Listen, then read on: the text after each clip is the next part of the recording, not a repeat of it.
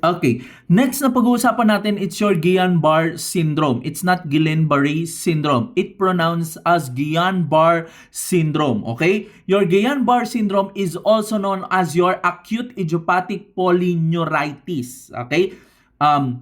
Your Guillain-Barré syndrome is purely motor, okay? It's purely on the movement with no altered sensation. So, para lang din siyang myasthenia gravis na walang problem saan? Sa sensation and coordination. Okay, ang problem natin dito is purely motor. So ano nga ba ang nangyayari sa Guillain-Barré syndrome natin? Okay, nagkakaroon ng immune attack. Okay, immune attack. Saan? Sa may peripheral nerve myelin natin. Okay? So yung peripheral nerve myelin sheath natin, yun yung ina-attack daw ng what? Ng antibodies ninyo. Okay, so ano nangyayari? Nagkakaroon ng demyelination, okay, of the PNS nerve, okay? Ng what? Ng cranial nerve and your spinal nerve, okay? Demyelination. So, ibig sabihin, nasisira daw yung what? Yung myelin sheath, okay? Nasisira yung myelin sheath ninyo. Okay, yung myelin sheath ninyo kasi it covers the axon, 'di ba? It covers the axon. So, ano ang purpose ng myelin sheath ninyo? Okay, it speed up the transmission of impulses, okay, from your cell body to your axon terminal, okay, palipat ng what? Ng ibang neurons ninyo, okay? So nagkakaroon ng demyelination. Ngayon, nasisira yung myelin sheath. Nagkakaproblema din ba yung axon ninyo? Yes. Yung transmission ng impulse ba bumabagal? Yes. Okay? So, yun yung nagiging problem natin saan? Sa Guillain-Barré syndrome natin. So, ano yung mga causes ng Guillain-Barré syndrome natin?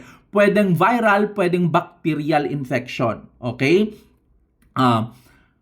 Sa viral natin, pwedeng ang mag-cause niyan is yung Zika virus ninyo. Okay? Most common associated with your GBS. Okay, most associated with your GBS, your Zika virus. So, ano ang nangyayari? Okay, your cell-mediated or your humoral attack on the your peripheral nervous system, nerve myelin. Okay, so ano nangyayari doon? Nagkakaroon ng inflammatory demyelination. Okay? Pag nagkaroon ng inflammatory demyelination, okay, your immune system cannot distinguish the two proteins. Okay? Remember that your myelin sheath, okay? Your myelin sheath is composed of fats and your protein. Okay? So, ang ginagawa ngayon ng immune system ninyo, pati yung protein sa may myelin sheath ninyo, sinisira niya. Okay? So, kapag nasira yung myelin sheath, okay, nagkakaroon ng interruption, okay, ng nerve conduction. Okay? So, kaya nagkakaroon ng problem saan? Sa may motor nerves ninyo. Okay? So, ano ngayon yung mga clinical manifestation na makikita natin sa Guillain-Barré syndrome natin? Nagkakaroon ng muscle weakness. Okay? Yung muscle weakness naman na yan is ascending. Okay? From your peripheral papuntang taas naman.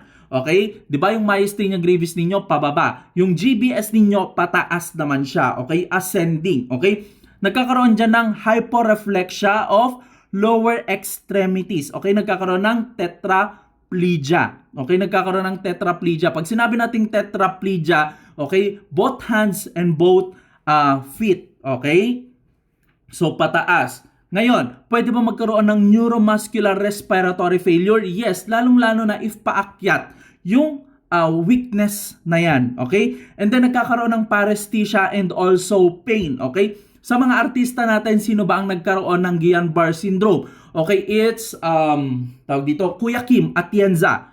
Okay? Kuya Kim Atienza, pinagdaanan niya to, Guillain-Barré syndrome. Myasthenia gravis natin, artista, si Sunshine Cruz ngayon, the ex-wife of Cesar Montano. Okay? So, si Kuya Kim, ito yung nangyari sa kanya, ewan ko kung during the COVID, nagkaroon siya ng Guillain-Barré syndrome. Okay? So, bigla siyang nawala, di ba? Because of this one. Okay? And then, bumabalik naman sa dati. Okay? Bumabalik siya sa dati. Okay? So, ano yung mga diagnostics? Okay? Na pwede natin gamitin dyan for the diagnosis of your Guillain-Barré syndrome. Okay? History of viral illnesses. Okay? And then what? Yung CSF tumataas daw ang what? Ang proteins. Okay? Tumataas ang proteins. Okay? Sa electrophysiology natin, nagkakaroon ng progressive loss of nerve conduction. Okay? Sa electrophysiology, nagkakaroon ng progressive loss of nerve conduction. So, yan yung mga ginagamit nating diagnostics. Okay? In books, wala namang nakasabi na may nagko-confirm na mga diagnostic procedure for your GBS. Okay? So, medical management natin dyan, okay, in emergency cases, okay, lalong-lalo na kapag respiratory failure na yung pinag-uusapan natin, okay, immediate intubation, okay, endotracheal intubation, and then hook to mechanical ventilator, okay, para makahinga yung pasyente ninyo, okay.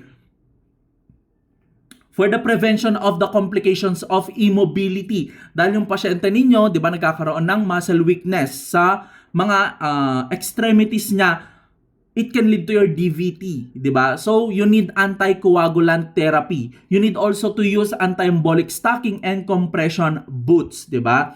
And then, pwede rin dyan gamitin plasmapheresis. Bakit? It reduces the number of your antibodies, okay? So, pwede ba magkaroon ng hypotension yung pasyente nyo if your patient has GBS?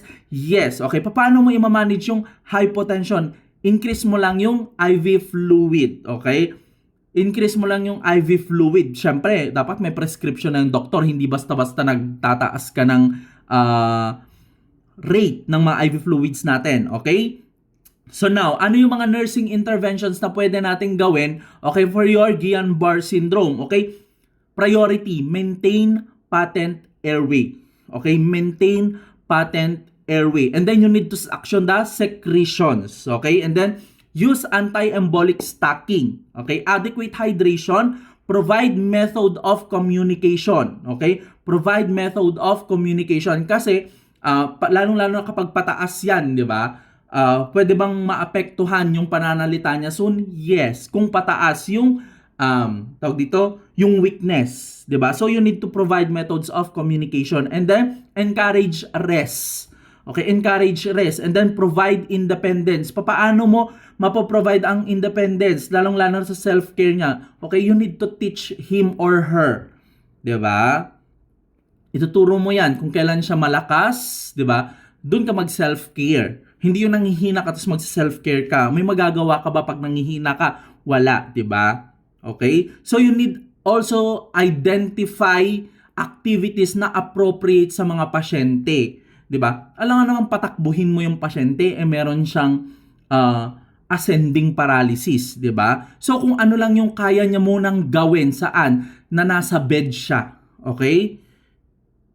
Ano yung mga activities na nandun? Okay, writing ba 'yan, 'di ba? Ano yung mga pwede pa niyang gawin doon?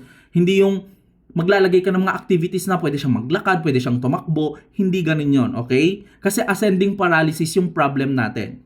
So, you need to manage your Guillain-Barré syndrome, okay? Yung Guillain-Barré syndrome natin kapag mataas or tawag dito, goods ang immune system mo, okay? Kusa siyang nagiging okay. Okay? Unlike your myasthenia gravis na wala talagang treatment. Okay? Yung Guillain-Barré syndrome mo, kusa na lang siyang nawawala. Okay? So, dapat labanan mo siya, ganon. Parang si Kuya Kim, never ko namang narinig na may ininom siya, 'di ba? So, that's your Guillain-Barré syndrome.